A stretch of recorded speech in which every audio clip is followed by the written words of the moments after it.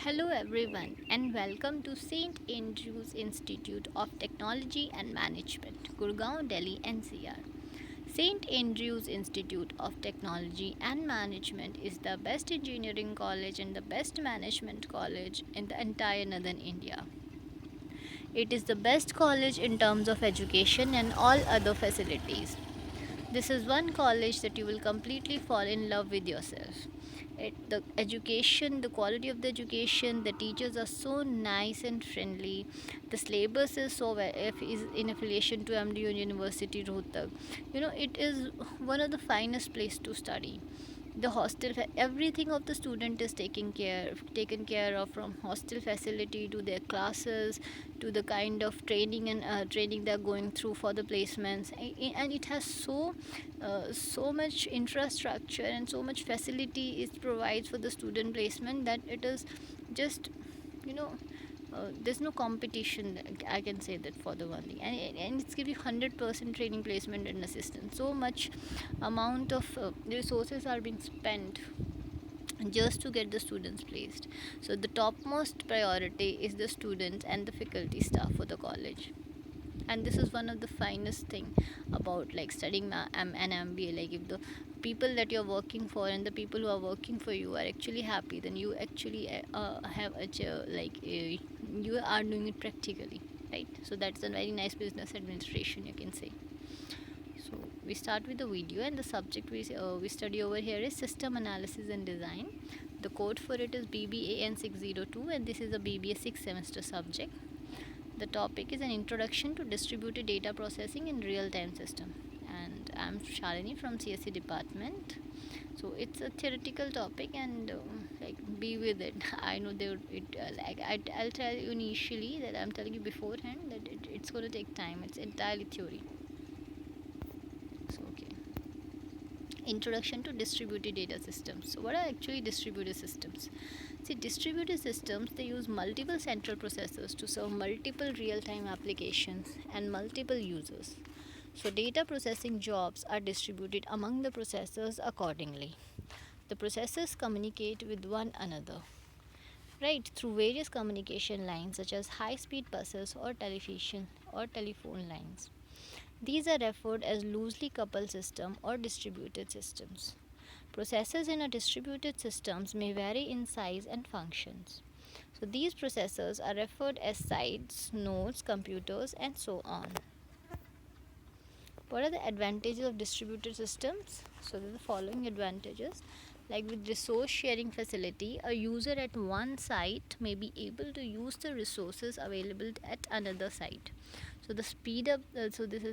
This speed up the exchange of data with one another via electronic mails is also one of the very advantageous features of it. So if one site fails in a distributed system, the remaining sites can potentially continue operating, and it provides better service to the customers, the reduction of the load on the host computer, and this reduction of delays in data processing, right? So, see, a real time system is defined as a data processing system in which the time interval required to process and respond to input is so small that it actually controls the environment, right? So, you are actually making it doesn't feel that actually the resources are being at a very distant place, geographically distant place, or they're distributed. Like, they don't give you that feeling, right? So the time taken by the system to respond to an input and display of required updated information is termed as the response time. So in this method, the response time is very less as compared to online processing. And real-time systems are used when there are rigid times requirements on the operation of a processor or the flow of data, and real-time systems can be used as a control device in a dedicated application. A real time OS must have well defined fixed time constraints, otherwise, the system will fail. For example, scientific experiments in medical imaging systems, the industrial control systems, the weapon systems, the robotics, the ATC or the air traffic control systems, right? Or I would say the ISRO satellites that recently failed can be taken as a very well example to actually tell you that how much resources are actually spent to to carry out a project, and if that goes on waste, so much amount of time and energy is actually wasted, right? Okay. So there are two type of real-time operating systems. The first one is hard and the other one is soft. So what is a hard real-time systems? See, hard real-time systems, they guarantee that critical tasks complete on time. In hard real-time systems, secondary storage is limited or missing, and the data is stored in ROM. In these systems, virtual memory is not almost never found. And what are soft real-time systems? So soft real-time systems are less restrictive. A critical real-time task gets priority over other tasks and retains the priority until it completes. Soft real-time systems have limited utility than hard real-time systems. For example, multimedia, virtual reality, advanced scientific projects like undersea exploration or planetary rovers. So anywhere that exploratory system, I would literally say that they are usually soft time.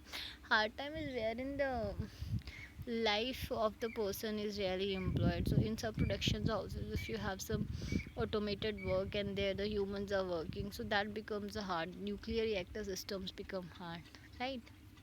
So now you can understand actually like what I mean by hard so it's real time systems and what I mean by soft real time systems. Okay, so what are the important questions from it? So first one is, what is distributed systems, what are real time systems, what are hard real time, and what are soft real time, and you should also know the difference between the two, right?